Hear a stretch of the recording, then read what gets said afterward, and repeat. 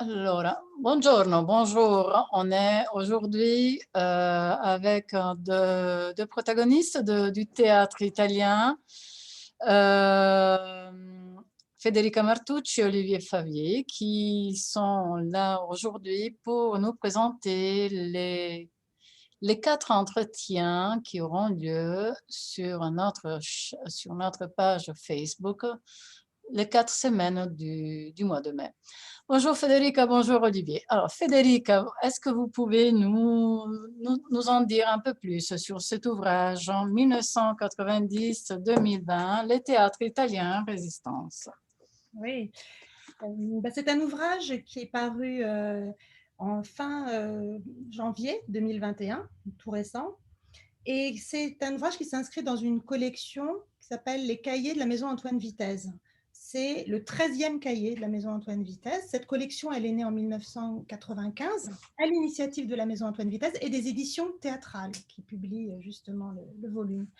Et il y a eu différents ouvrages avant sur le théâtre cubain, le théâtre bulgare, le théâtre hongrois, les écritures jeunesse. Et quand la maison Antoine Vitez nous a proposé à Olivier et moi-même de coordonner et de diriger ce volume sur l'Italie, on a tout de suite dit oui, parce qu'on s'est rendu compte qu'on avait énormément de matériel, énormément de traductions, énormément de textes, de pièces de théâtre à disposition. La difficulté, ça a été de circonscrire un petit peu la période parce qu'il y avait trop de choses. Et on a décidé de travailler sur cet arc temporel de 30 ans, 90-2020. Et ça pour plusieurs raisons. Parce qu'on s'est aperçu déjà qu'il y avait une vitalité des écritures, une diversité, une variété vraiment étonnante. Et aussi parce qu'il s'était passé beaucoup de choses au niveau politique en Italie pendant cette période. C'est vraiment eu l'opération Manipulite, il y a eu l'arrivée de Berlusconi, il y a eu une crise de confiance dans les institutions, et tout ça, ça a favorisé quand même cette vitalité. C'est-à-dire que c'est pendant cette période qu'on voit les auteurs qui sont les enfants de Dario Fo et de Pasolini qui arrivent sur les scènes. C'est l'émergence, c'est le développement du théâtre de narration, du théâtre récit, qui est vraiment une spécificité, un genre très italien et qui maintenant commence à arriver en France. C'est aussi le développement de ce qu'on a appelé les centri sociali et les théâtres occupés, qui sont là encore une spécificité italienne. Voilà. Et tout ça, ça a été vraiment un berceau, et on s'est aperçu que malgré le contexte politique très tendu, il y a eu vraiment un espace de liberté, un refuge, une résistance dans les théâtres italiens et dans la création théâtrale italienne pendant cette période. Okay, donc, vraiment été D'ailleurs, bien sûr, vous êtes une personne de théâtre. Federica Martucci, on le répète, est comédienne, traductrice, metteuse en scène et animatrice d'ateliers d'écriture et de prise de parole en public. Et elle coordonne avec Olivier Favier le comité italien de la maison Antoine Vitez. Et Olivier Favier, à son tour, est traducteur, interprète de l'italien et journaliste.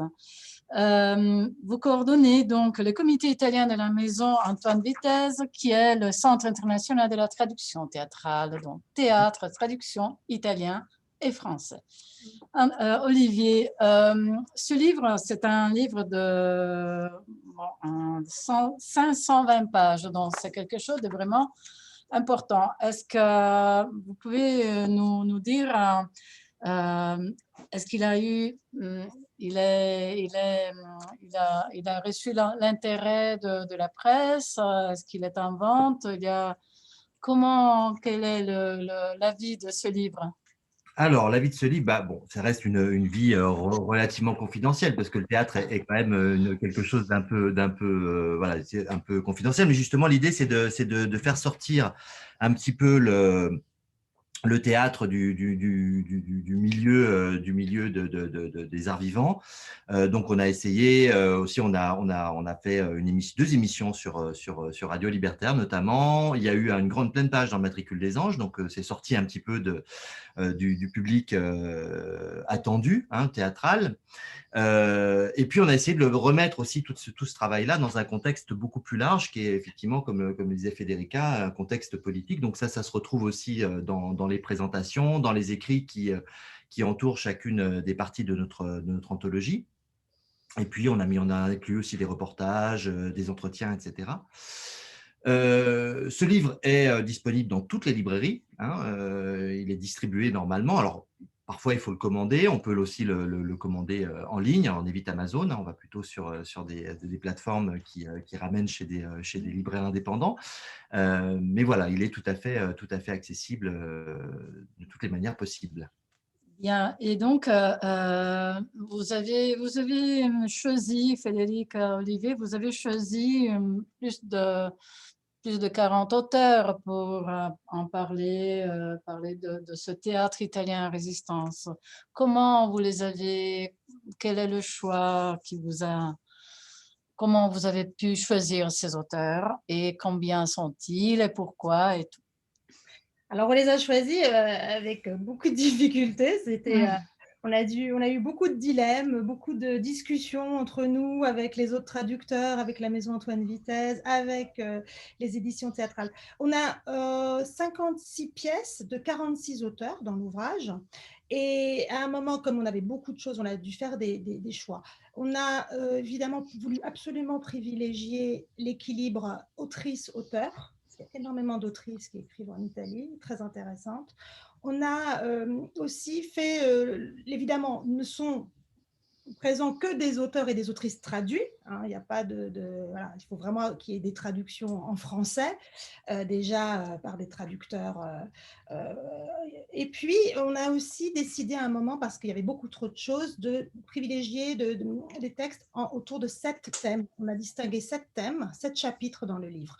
Et on a choisi des pièces qui étaient en écho avec ces thèmes.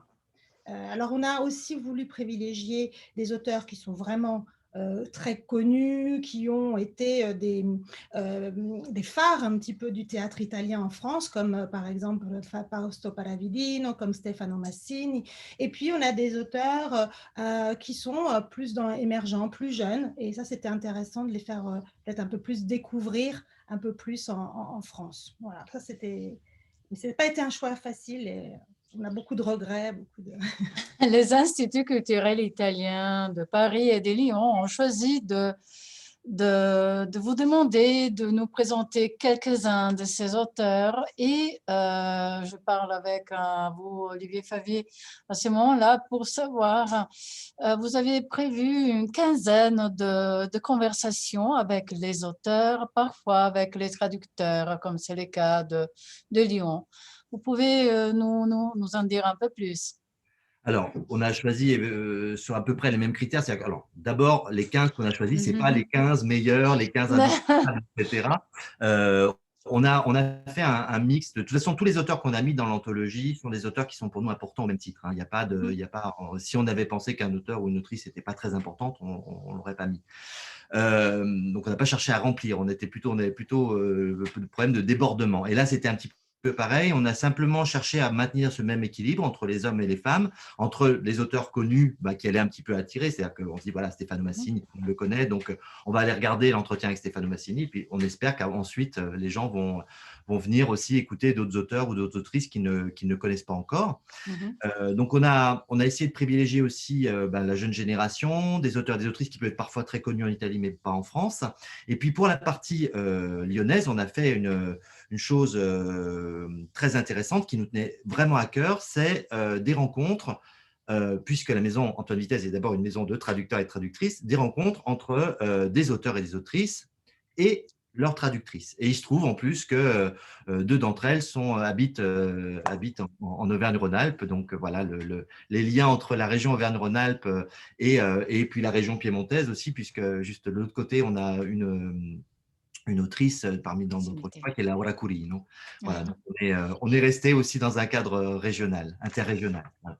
Donc, après les 10, 11 entretiens qui ont été publiés dans la page Facebook, justement, de l'Institut culturel italien de Paris, on assiste à partir du 6 mai à 4 nouveaux entretiens qui arrivent, qui tombent sur notre page Facebook avec cadence hebdomadaire tous les jeudis et qui seront donc dédiés le premier à la rencontre avec vous deux, avec Marco Paolini et Gabriele Vaccis. Par la suite, jeudi 13 mai, Laura Curino et Gerbrand, sa traductrice.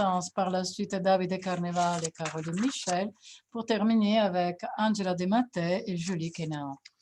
Et ce sont des entretiens qui seront en italien, différemment d'aujourd'hui, donc de cet entretien d'aujourd'hui.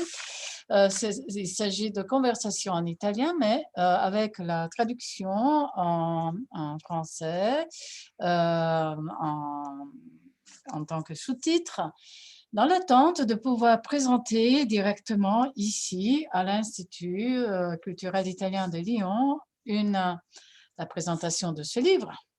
La vente et la présentation accompagnée éventuellement, si ça se trouve, d'une petite pièce ou d'un entretien avec un auteur ou une autrice qui a participé, qui a fait partie de cette belle liste et en même temps anthologie théâtrale. Donc, on espère pouvoir donner rendez-vous à cela. Entre-temps, merci de nous avoir présenté cet ouvrage et ces nouveaux entretiens.